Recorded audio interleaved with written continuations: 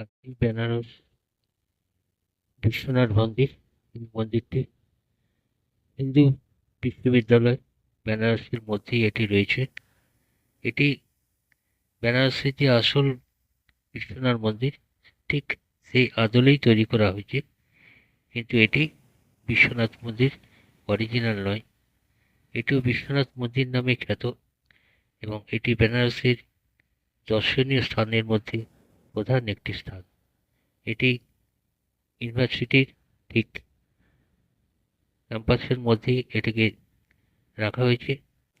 তবে দুটি মন্দির আলাদা হলেও দুটি মন্দিরই দেবাদিদেব মহেশ্বরের উদ্দেশ্যে উৎসর্গীকৃত করা হয়েছে। আর এই মন্দিরটি এখন রয়েছে হিন্দু ইউনিভার্সিটির মধ্যেই। এই মন্দিরটি স্বর্ণ মন্দির নামেও খ্যাত। অনেক দর্শনার্থী যারা বেনারস ঘুরতে আসেন, অধিকাংশ দর্শনার্থী এই বেনারস হিন্দু ইউনিভার্সিটির মধ্যে যে দেবাদিদেব মহেশ্বর বিশ্বনাথ মন্দির রয়েছে, এখানেও বিশ্বনাথকে দর্শন